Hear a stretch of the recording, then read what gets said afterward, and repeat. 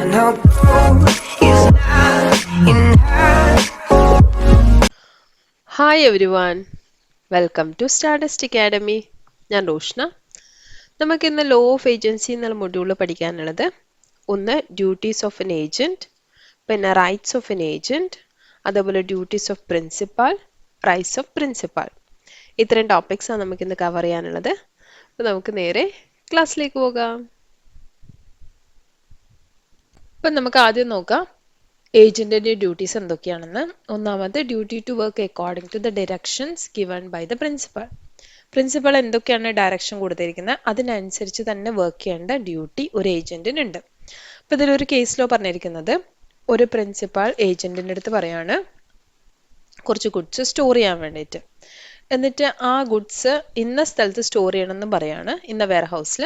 പക്ഷെ ഏജന്റ് ആ വെയർഹൗസിലല്ല, വേറൊരു വെയർഹൗസിലാണ് സ്റ്റോർ ചെയ്തത്. ഫയർ വന്നു, ആ വെയർഹൗസ് കത്തിപ്പോയി, സാധനങ്ങളൊക്കെ പോയി.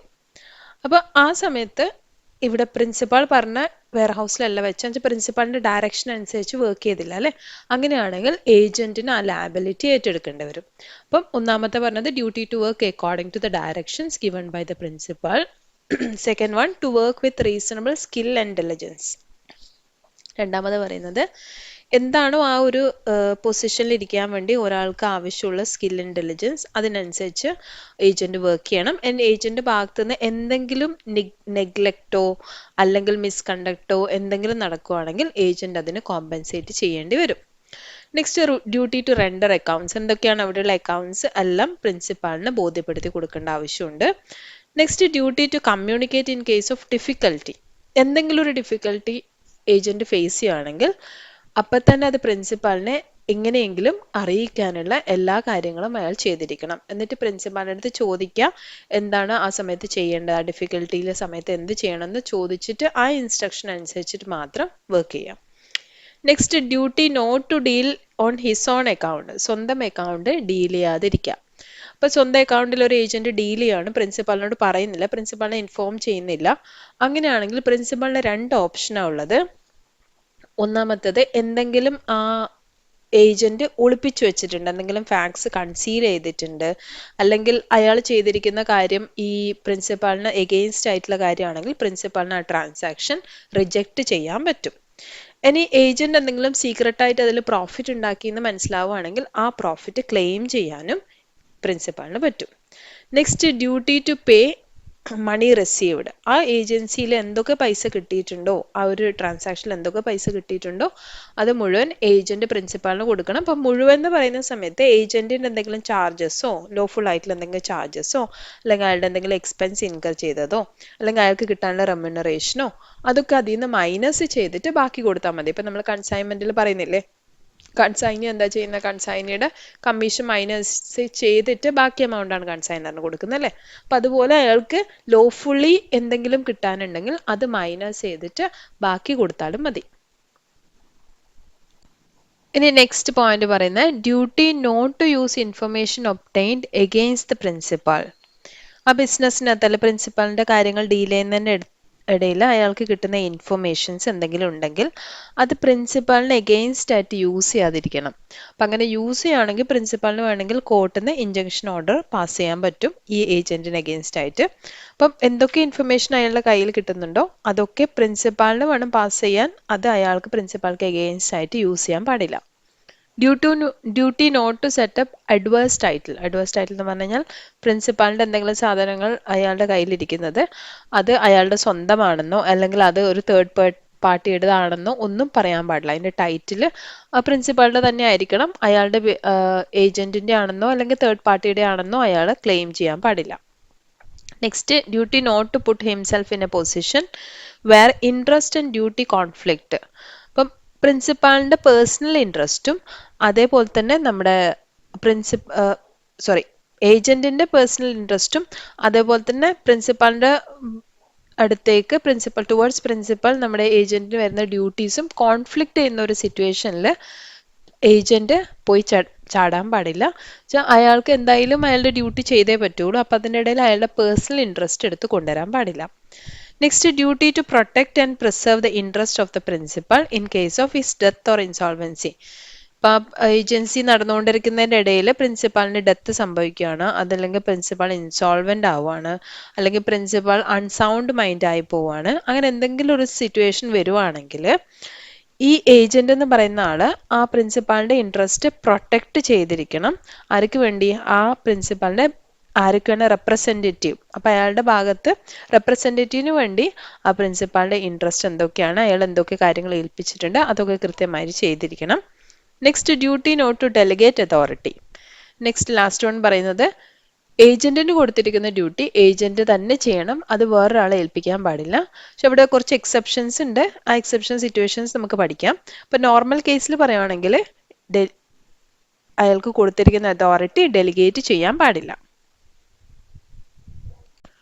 നെക്സ്റ്റ് നമുക്ക് പഠിക്കാനുള്ളത് റൈറ്റ്സ് ഓഫ് എൻ ഏജന്റ് ആണ്. ഏജന്റിന്റെ റൈറ്റ്സ് എന്തൊക്കെയാണ്? ഇപ്പൊ നമ്മൾ പഠിച്ച ഡ്യൂട്ടീസ് ആണല്ലോ. നെക്സ്റ്റ് റൈറ്റ്സ് പഠിക്കാം. First one, right to retainer. ഇപ്പൊ ഏജന്റിന്റെ കയ്യിൽ പ്രിൻസിപ്പാളിന്റെ എന്തെങ്കിലും പൈസ കിടപ്പുണ്ട്, മണി കിടപ്പുണ്ട്, അത് അയാളുടെ ഏജന്റിന്റെ റെമ്യൂണറേഷനോ അല്ലെങ്കിൽ എന്തെങ്കിലും ഏജന്റിനെ ഇൻകർ ചെയ്ത എക്സ്പെൻസോ അഡ്വാൻസോ എന്തെങ്കിലും പെൻഡിങ് ആയിട്ട് കിടക്കുവാണെങ്കിൽ ആ പൈസ റീറ്റെയിൻ ചെയ്യാനുള്ള റൈറ്റ് നമ്മുടെ ഏജന്റിന് ഉണ്ട്. എന്ന് വെച്ചാൽ അത് കിട്ടിക്കഴിഞ്ഞാൽ മാത്രം ഇത് കൊടുത്താൽ മതി എന്നുള്ള രീതിയിൽ ചെയ്യാൻ പറ്റും. Next, right to remuneration. ഏജന്റിന് റെമ്യൂണറേഷൻ കിട്ടാനുള്ള റൈറ്റ് ഉണ്ട്. ഏജന്റ് വർക്ക് ചെയ്യുന്നുണ്ടല്ലോ, അപ്പോൾ റെമ്യൂണറേഷൻ കിട്ടാനുള്ള റൈറ്റ് ഉണ്ട്.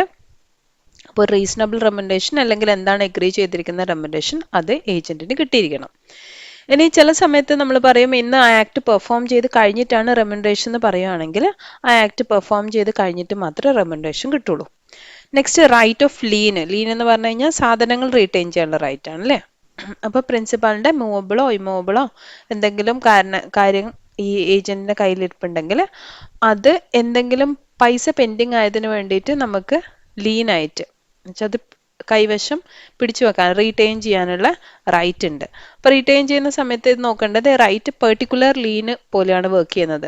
പെർട്ടിക്കുലർ ലീൻ പറഞ്ഞാൽ ആ ഒരു പെർട്ടിക്കുലർ എന്തിനാണ് പെൻഡിങ് കിടക്കുന്നത് ആ സാധനം മാത്രം, ജനറൽ ലീനല്ല എക്സസൈസ് ചെയ്യുന്നത്. Next, right to be indemnified against consequences of lawful acts. ഇനി പ്രിൻസിപ്പാൾ പറഞ്ഞതിനനുസരിച്ച് ഏജന്റ് വർക്ക് ചെയ്യാണ്, എന്നിട്ട് ഏജന്റ് എന്തെങ്കിലും ലീഗൽ കോൺസിക്വൻസസ് ഫേസ് ചെയ്യുകയാണ്, എന്തെങ്കിലും കേസ് വല്ലതും ഫേസ് ചെയ്യുകയാണെങ്കിൽ അതിനുള്ള ചാർജസ് ഇൻഡെംനിഫൈ ചെയ്ത് കിട്ടാൻ പ്രിൻസിപ്പാൾ അയാൾക്ക് കോമ്പൻസേഷൻ കൊടുക്കേണ്ടി വരും ആ സമയത്ത് അത് തന്നെ. അപ്പം അങ്ങനെ എന്തെങ്കിലും ഉണ്ടെങ്കിൽ അത് ഇൻഡെംനിഫൈ ചെയ്ത് കിട്ടാനുള്ള റൈറ്റ് ഉണ്ട്. Next, right to be indemnified against consequences of acts done in good faith. ഇനി നമ്മുടെ ഇൻഡെംനിഫൈ ചെയ്യാനുള്ള അടുത്ത പറയുന്നതെന്ന് വെച്ചാൽ പ്രിൻസിപ്പാൾ പറഞ്ഞതിനനുസരിച്ചിട്ട് എന്തെങ്കിലും ആക്ട് ചെയ്യുവാണ്, എന്നിട്ട് ആ ആക്ടിനനുസരിച്ചിട്ട് അയാൾക്ക് എന്തെങ്കിലും ലോസസ് വരുവാണെങ്കിൽ അതിന് ഇൻഡെംനിഫൈ ചെയ്യാനുള്ള റൈറ്റ് ഉണ്ട്. അതിപ്പോൾ തേർഡ് പേഴ്സൻ്റെ അടുത്ത് നിന്ന് എന്തെങ്കിലും കോൺസിക്വൻസസ് വന്നു കഴിഞ്ഞാലും അതിനുള്ള എന്താണ് ലോസ് വന്നിരിക്കുന്നത് അത് ഇൻഡെംനിഫൈ ചെയ്ത് കിട്ടാനുള്ള റൈറ്റ് ഉണ്ട്. പക്ഷെ ഇതിനകത്ത് നമ്മൾ പറയുന്നത് പ്രിൻസിപ്പൽ പറഞ്ഞെന്ന് വിചാരിച്ചിട്ട് ഏജന്റ് എന്തെങ്കിലും ക്രിമിനൽ ആക്ട്സോ എന്തെങ്കിലും ചെയ്യുവാണെങ്കിൽ അത് ഇൻഡെംനിഫൈ ചെയ്ത് കിട്ടാനുള്ള റൈറ്റ്സ് ഒന്നുമില്ല. Next, right to compensation. ഇനി എന്തെങ്കിലും ഇഞ്ചറീസോ അങ്ങനെ എന്തെങ്കിലും വരുവാണ് ഏജന്റിന് due to the negligence of പ്രിൻസിപ്പാളിന്റെ എന്തെങ്കിലും നെഗ്ലിജൻസ് കാരണം അങ്ങനെ എന്തെങ്കിലും വരുവാണെങ്കിൽ അത് കോമ്പൻസേറ്റ് ചെയ്ത് കിട്ടാനുള്ള റൈറ്റും ഏജന്റിനുണ്ട്. അപ്പൊ എത്രയാണ് ഏജന്റിന്റെ റൈറ്റ്സ് എന്ന് പറയുന്നത്. ഇനി നമുക്ക് പഠിക്കാനുള്ള ഡ്യൂട്ടീസ് ഓഫ് പ്രിൻസിപ്പൽ ആണ്. അതിലൊന്നാമത്തെ, to indemnify the agent against the consequences of all lawful acts. നമ്മൾ നേരത്തെ പറഞ്ഞു അല്ലേ, ലോഫുൾ ആക്ട്സിന് കോമ്പൻസേഷൻ കിട്ടാനുള്ള ഇൻഡെംനിഫൈ ചെയ്യപ്പെടാനുള്ള റൈറ്റ് ഏജന്റിനുണ്ട്. അപ്പൊ അത് പ്രിൻസിപ്പാളിന്റെ ഡ്യൂട്ടിയാണ് അത് ഇൻഡെംനിഫൈ ചെയ്യാന്നുള്ളത്. എന്തെങ്കിലും ലീഗൽ ആക്ഷൻസ് വരുവാണെങ്കിൽ അത് ഇൻഡെംനിഫൈ ചെയ്ത് കൊടുക്കണം. Next, right to be indemnified against consequences of acts done in good faith. ഇത് നമ്മൾ റൈറ്റ്സ് ഓഫ് ഏജന്റിൽ പറഞ്ഞതാണ്. ഏജന്റിന് റൈറ്റ് ഉണ്ട് കോമ്പൻസേറ്റ് ചെയ്യപ്പെടാൻ, ഇൻഡെംനിഫൈ ചെയ്യപ്പെടാൻ എന്ന് പറയുകയാണെങ്കിൽ അത് പ്രിൻസിപ്പാളിന്റെ ഡ്യൂട്ടിയാണ്. Right to be indemnified against consequence of acts done in good faith. Good ഫെയ്ത്തിൽ ചെയ്ത എന്തെങ്കിലും കാര്യത്തിന് എന്തെങ്കിലും കോൺസിക്വൻസസ് വരുവാണെങ്കിൽ അത് കോമ്പൻസേറ്റ് ചെയ്ത് കിട്ടാനുള്ള, അത് ഇൻഡെംനിഫൈ ചെയ്ത് കിട്ടാനുള്ള റൈറ്റ് ഏജന്റിനുണ്ട്. അപ്പൊ അത് പ്രിൻസിപ്പാളിന്റെ ഡ്യൂട്ടിയാണ് അത് ഇൻഡെംനിഫൈ ചെയ്യാന്നുള്ളത്. Next, right compensation. അതേപോലെ തന്നെ എന്തെങ്കിലും പ്രിൻസിപ്പാളിന്റെ ഭാഗത്തു നിന്നുള്ള എന്തെങ്കിലും മിസ്റ്റേക്ക് കാരണം, എന്തെങ്കിലും നെഗ്ലിജൻസ് കാരണം ഏജന്റിന് എന്തെങ്കിലും ഇഞ്ചറിയോ എന്തെങ്കിലും വരുവാണെങ്കിൽ അതിന് കോമ്പൻസേഷൻ കൊടുത്തിരിക്കണം. Next, right to pay the remuneration of the agent. ഏജന്റിന് എന്താണ് റീസണബിൾ റെമ്യൂണറേഷൻ അല്ലെങ്കിൽ എന്താണ് എഗ്രീഡ് റെമ്യൂണറേഷൻ അത് കൊടുക്കാനുള്ള ഡ്യൂട്ടി പ്രിൻസിപ്പാളിനുണ്ട്. അപ്പൊ ഇത്രയാണ് പ്രിൻസിപ്പാളിന്റെ ഡ്യൂട്ടീസ് ആയിട്ട് വരുന്നത്. ഇനി നമുക്ക് നോക്കാനുള്ളത് റൈറ്റ്സ് ഓഫ് പ്രിൻസിപ്പൽ ആണ്. അതിൽ first one, right to recover damages. എന്തെങ്കിലും ഏജന്റ് കാരണം ഈ പ്രിൻസിപ്പാളിന് ഡാമേജസ് വരുവാണെങ്കിൽ അല്ലെങ്കിൽ എന്തെങ്കിലും ലോസ് സഫർ ചെയ്യുവാണെങ്കിൽ അത് ഏജന്റിന്റെ കയ്യിൽ നിന്ന് റിക്കവർ ചെയ്യാനുള്ള റൈറ്റ് ആണ്. അത് മെയിൻലി വരുന്നത് പ്രിൻസിപ്പാളിന്റെ ഡയറക്ഷൻ അനുസരിച്ച് വർക്ക് ചെയ്യാതിരിക്കുന്ന സിറ്റുവേഷൻ ആണ്. അപ്പോൾ ആ സമയത്തൊക്കെ എന്തെങ്കിലും ലോസസോ എന്തെങ്കിലും ഡാമേജോ വരുവാണെങ്കിൽ അത് പ്രിൻസിപ്പാളിന് ഏജന്റിന്റെ കയ്യിൽ നിന്ന് റിക്കവർ ചെയ്യാനുള്ള റൈറ്റ് ഉണ്ട്. Next, to demand account and to claim secret profit made. അതേപോലെ തന്നെ അക്കൗണ്ട്സ് ഡിമാൻഡ് ചെയ്യാം.